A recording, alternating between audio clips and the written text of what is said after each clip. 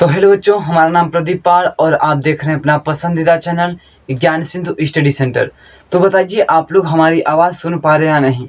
तो आज की इस वीडियो में हम आप लोगों को बताने वाले हैं क्लास 10 का मैथ अध्याय 1 अध्याय का जो नाम है वास्तविक संख्या और प्रश्नावली 1.2। प्रश्नावली 1.1 के सारे क्वेश्चन को हम पिछली वीडियो में पूरे क्वेश्चन को हल कर दिए हैं।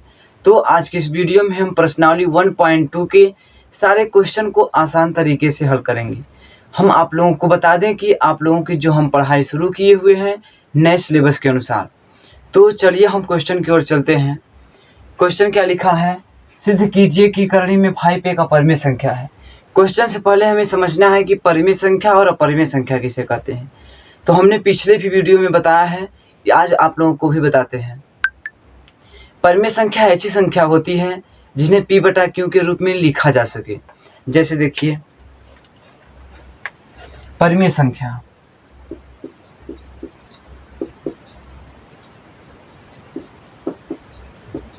परिमेय संख्या जिन्हें P बटा Q के रूप में लिखा जा सके और Q बराबर 0 ना हो। और इसके उदाहरण क्या हो जाएंगे, जैसे उदाहरण इसके उदाहरण हो जाएंगे 1, 2, 3 बटा 2, ऐसे अन्य उदाहरण और होंगे। तो और अपरिमेय संख्या के उदाहरण कौन होंगे, अपरिमेय संख्या किसे कहते हैं।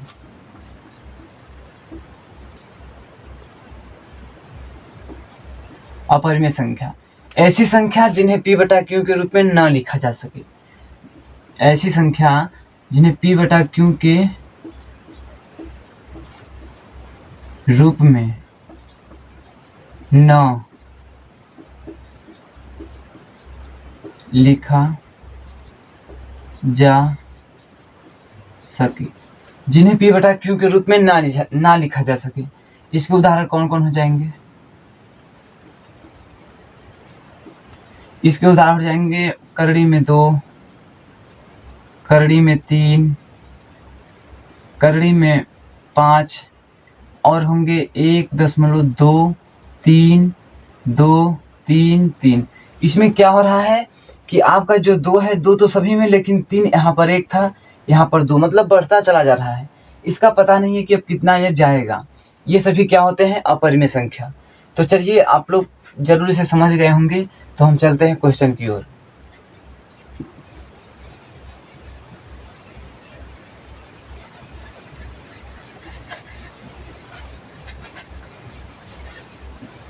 क्वेश्चन क्या लिखा हुआ है, सिद्ध कीजिए कि करणी में 5 एक अपरिमेय संख्या है।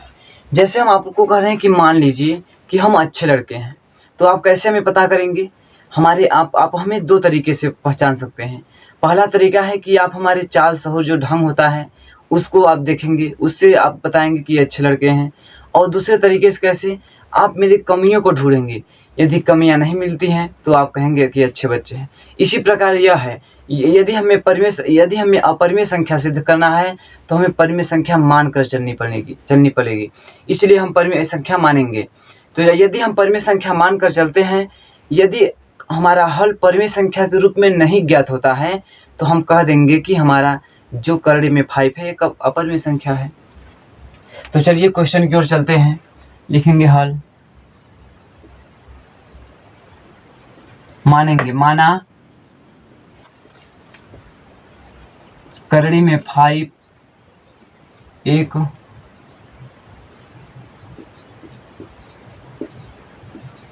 परिमेय संख्या है। हमने मान लिया कि माना करणी में 5 एक परिमेय संख्या है। तो जब परिमेय संख्या है तो किसके रूप में होगा, P बटे Q के रूप में। हम लिखेंगे करणी में 5 बराबर P बटा Q, इसके रूप में होगा। और आप यहाँ पर कंडीशन क्या लिखेंगे, कंडीशन लिखेंगे कि Q बराबर 0 ना हो, जहां P व Q सह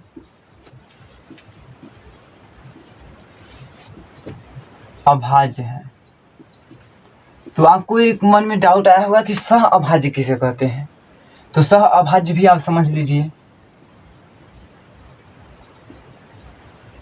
अभाज्य संख्या तो आप जानते ही हैं कि अभाज्य संख्या ऐसी संख्या कहलाती है जिनका गुणनखंड, जिनका मौसा भी एक होता है।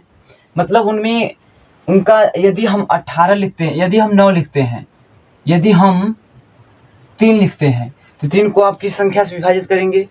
3 से ही करेंगे। और कौन संख्या से? 1 से, और अन्यथा किसी संख्या से नहीं डिवाइड कर सकते। इसलिए यह संख्या आपकी अभाज्य संख्या है। इसी प्रकार सह अभाज्य है। सह अभाज्य ऐसी संख्या कहलाती है जिनका मौसा भी एक होता है और उनमें उभयनिष्ठ भी एक होता है।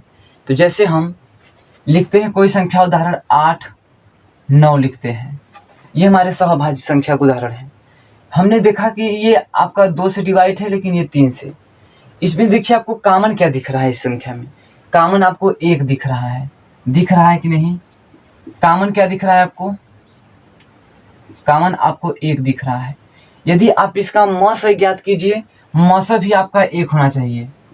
मौसा भी कितना होना चाहिए? 1। तो ऐसी संख्या क्या कहलाती है? सहअभाज्य।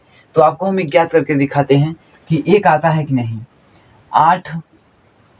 8 का और 9 का हम वो मौसा करते हैं। 8 का करते हैं तो क्या हो जाएगा? 2 गुणे 2 हो जाएगा। और 9 का करेंगे तो क्या हो जाएगा? 3 गुणे 3। तो आप देख रहे हैं कि इसमें कुछ भी कॉमन नहीं दिख रहा है, लेकिन आपका 1 होता है। संख्या हर में 1 होता है, छिपा होता है। इसलिए हमारी क्या संख्या इसमें कॉमन है? 1 है। इसलिए हमारा मौसा भी 1 आना चाहिए। तो ऐसी संख्या क्या कहलाती है? सहअभाज्य संख्या। तो आप लोग समझ गए होंगे। चलते हैं आगे।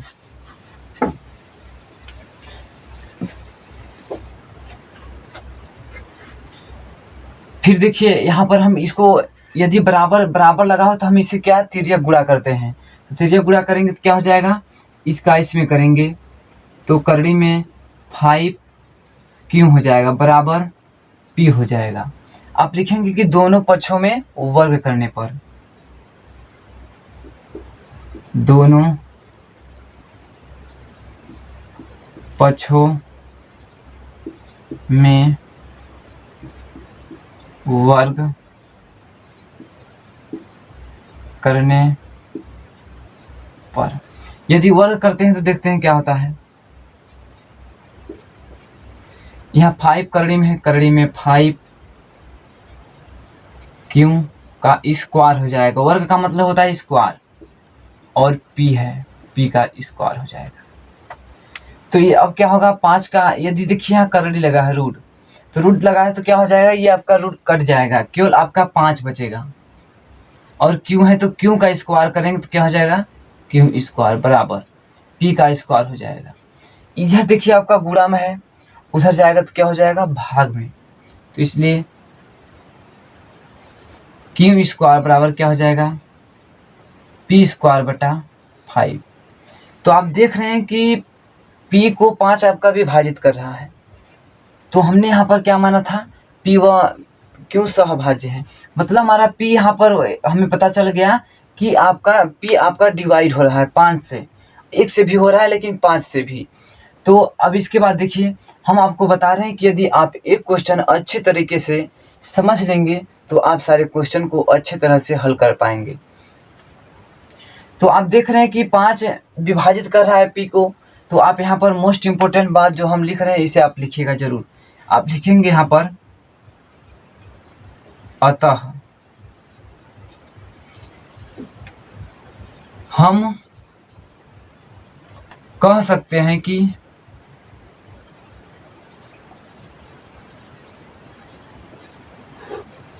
कह सकते हैं कि p व कह सकते हैं कि 5p स्क्वायर को विभाजित p स्क्वायर को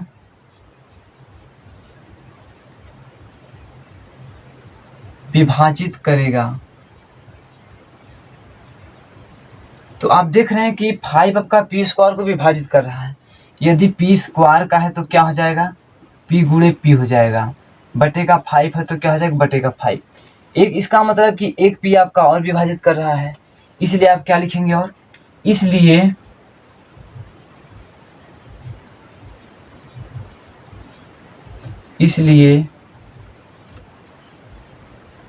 5 पी को भी विभाजित करेगा।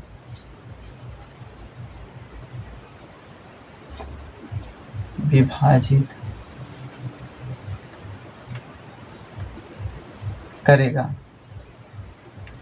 इसका मतलब है कि हम कह सकते हैं, मतलब इससे हमें ज्ञात होता है कि 5p² को भी विभाजित कर रहा है, इसलिए 5p को भी विभाजित करेगा।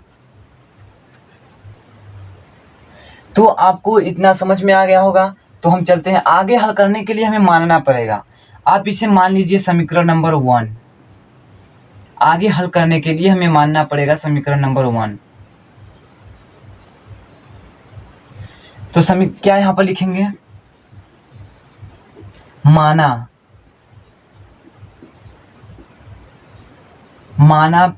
p बराबर 5, जो ये वाला हमारा 5 है हम उसे मान लिए, और पी आर मान लिए, हमने माना है ये। तो हम लिखेंगे समीकरण, हमने मान लिया, लिखेंगे कि जहां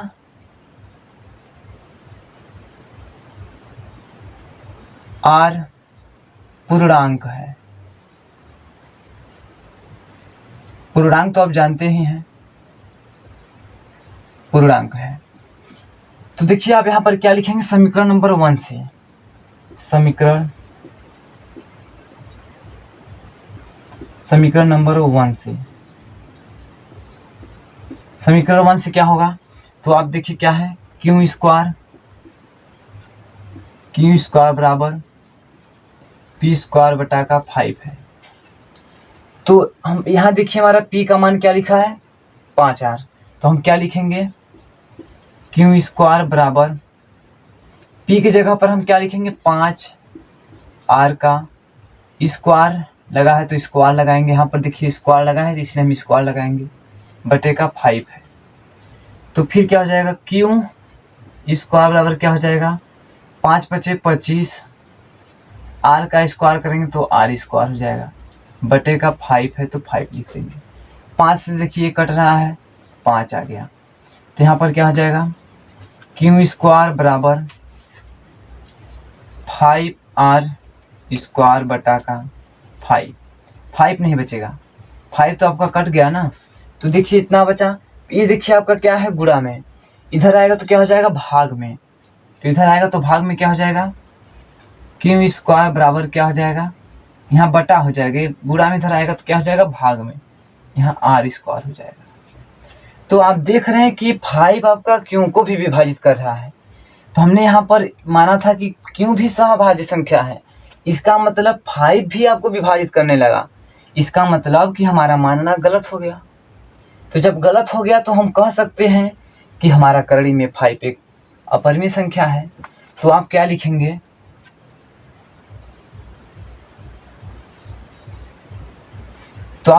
यहाँ पर देखिए पहले यहाँ हमने माना था कि p व q सहभाज्य है। सहभाज्य का मतलब समझते हैं कि जिनका मस एक हो और उभयनिष्ठ एक हो, लेकिन इसमें हमारा तो उभयनिष्ठ तो एक है, लेकिन हमारा 5 भी तो विभाजित कर रहा है, इसलिए मौसा भी एक है लेकिन 5 हमारा उभयनिष्ठ 5 आ जा रहा है, इसलिए यह सहभाज्य संख्या नहीं है। तो हमारा मानना गलत हो गया। यहाँ लिखेंगे,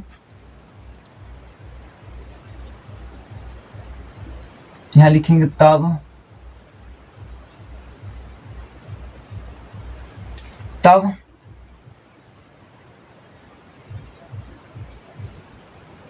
यह p व q में लिखेंगे, तब यह p व q में एक के अतिरिक्त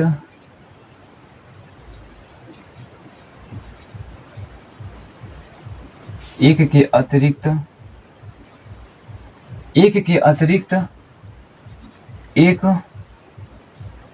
और एक और उभयनिष्ठ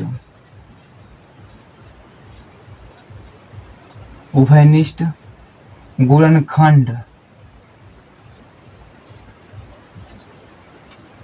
गुणनखंड 5 भी है। आप कहेंगे 5 भी कैसे है? तो 5 भी आपका इस तरीके से है कि आपका 5 देखिए यहाँ पर भी आया था और आपका 5 यहाँ पर भी आया है, इसलिए हमारा उभयनिष्ठ 5 है।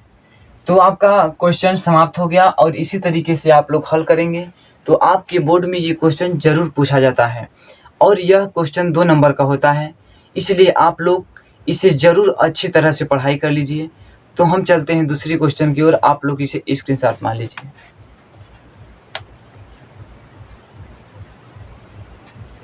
तो चलिए हम मिटाते हैं क्वेश्चन को, अगले क्वेश्चन की ओर चलते हैं।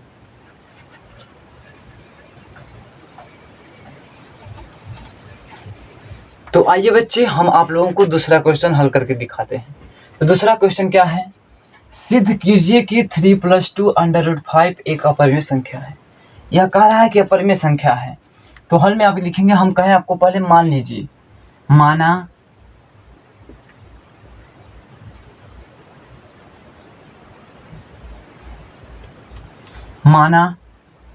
3 + 2 5 एक परिमेय संख्या है। हमने मान लिया, हल करने के लिए हमने मान लिया।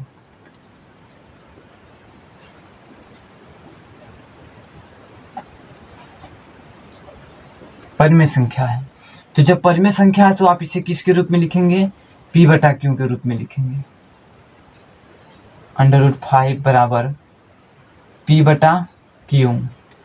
आप लिखेंगे यहाँ पर कि Q बराबर 0 ना हो, जहाँ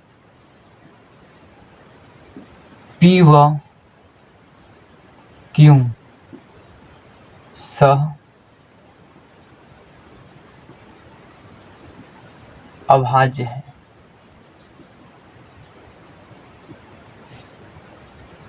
सहअभाज्य। तो हम आप इसे समझ रहे हैं। तो आगे बढ़ते हैं हम। तो आप देखिए ये प्लस में है लेकिन उधर जाएगा तो क्या हो जाएगा? माइनस में। तो यहाँ हो जाएगा 2 √5। आप कहेंगे कैसे? ये 3 आपका उस बल जा रहा है तो क्या हो जाएगा? P/Q। जब ये प्लस में उधर जाएगा तो क्या हो जाएगा? माइनस में 3 हो जाएगा। तो इसी प्रकार यहाँ पर भी देखिए, ये क्या है? गुणा में, उधर जाएगा तो क्या हो जाएगा? भाग में। तो आपका क्या बचेगा? करड़ी में 5 बराबर P/Q -3, भाग में आएगा तो क्या हो जाएगा? 2 भाग में है। तो आप देख रहे हैं परिमेय संख्या और ये अपरिमेय संख्या है और ये परिमेय संख्या है। ये परिमेय संख्या कैसे है? ये P/Q के रूप में है, ये आपका नहीं है। तो आप यहाँ पर लिखेंगे, अतः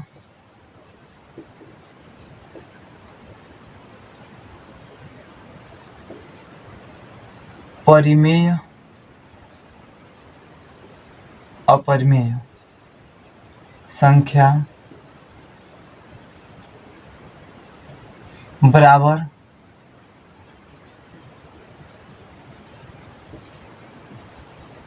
परिमेय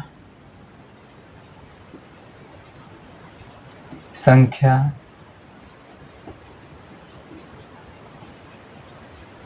असंभव है। आप कहेंगे कैसे असंभव है? क्या परिमेय संख्या बराबर अपरिमेय संख्या हो सकता है? कभी नहीं हो सकता है। इसलिए हम लिख दिए अपरिमेय संख्या बराबर परिमेय संख्या असंभव है। तो हम और आगे क्या लिखेंगे?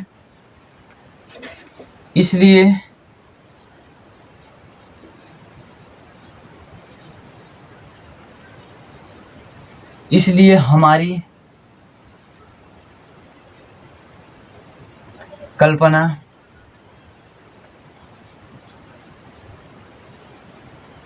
गलत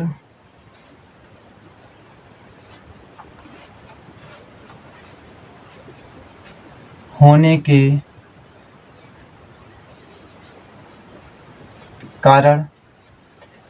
कारण 3 + 2 √5 एक अपरिमेय संख्या है।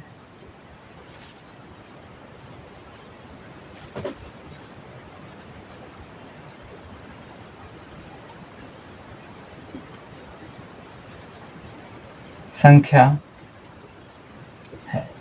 तो हमारा मतलब हमारी कल्पना क्या हो गई, गलत हो गई। इसलिए हमने मान लिया कि हमारे 3 + 2√5 एक अपरिमेय संख्या है। कभी क्या आप देखें कि अपरिमेय संख्या बराबर परिमेय संख्या होता है? कभी नहीं होता है। तो आपका क्वेश्चन ये समाप्त होता है। तो हम चलते हैं अगली क्वेश्चन पर और आप लोग इसे स्क्रीनशॉट मान लीजिए। तो चलिए हम क्वेश्चन को मिटाते हैं और चलते हैं अगली क्वेश्चन की ओर।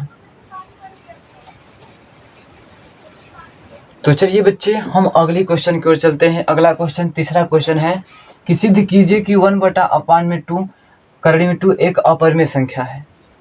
तो अपरिमेय संख्या है तो हम पहले मान लेते हैं। हर एक प्रोसेस में आपको परिमेय संख्या यदि अपरिमेय संख्या के रूप में दिखे तो आप पहले मान लीजिए कि हम माना कि परिमेय संख्या माना 1/2 एक परिमेय संख्या है। केवल पहले आप मान लीजिए परिमेय संख्या है। तो जब परिमेय संख्या है तो आप किसके रूप में लिखेंगे? करड़ी में 2 बराबर p/q के रूप में लिखेंगे। तो जब p/q के रूप में लिखेंगे तो आप देखिए यहाँ पर गलत हो गया थोड़ा, आप इसे उल्टा लिखेंगे q/p। तो जब q/p लिखेंगे तो यदि आप इसे सीधा करेंगे तो कैसे होता है, देखिए सीधा करेंगे आप तो ये p/q हो जाएगा और ये क्या हो जाएगा आपका, ये भी सीधा होगा तो ये हो जाएगा 2। एक आपका नीचे लिखे या ना लिखे तब भी बराबर है, तो हम एक नहीं लिखते हैं। तो आप देख रहे हैं कि जो हमने पहले क्वेश्चन में प्रोसेस जो भी किया था उसी तरीके का आ गया है क्वेश्चन। आपको यहाँ केवल मान लेना है q = 0 ना हो, जहाँ p व q सह अभाज्य है। तो सहअभाज्य ये आपको मान लेना है। और हमने जो पहले क्वेश्चन में जो था करड़ी में 5 जो प्रोसेस हमने उसमें किया था वही प्रोसेस आपको इसमें भी करना है। तो आप इसे हमें ज़रूर कमेंट बॉक्स में बताइएगा क्वेश्चन को हल करके। तो हम बच्चे आप लोगों के ऊपर भरोसा करते हैं कि आप लोगों को अच्छी तरह से समझ में आ गया होगा। तो आप लोग हमारे चैनल को सब्सक्राइब कर दीजिए और आप लोग अपने दोस्तों तक शेयर कर दीजिए। और इसी प्रकार से आप लोग हर एक क्वेश्चन को हल करिएगा और कुछ भी उसमें प्रॉब्लम नहीं होगा। यदि हमने जिस तरीके से बताया है, यदि आप उस तरीके से क्वेश्चन को हल करते हैं तो आपको ज़रूर पूरे नंबर मिलेंगे। तो हम कल की वीडियो में आपको बताने वाले हैं बहुविकल्पी प्रश्न वास्तविक संख्या चैप्टर जो है, इसमें से हमने बहुविकल्पी प्रश्न छाटेंगे और आपको कल की वीडियो में बताएंगे। तो धन्यवाद बच्चे, आज की वीडियो समाप्त होती है।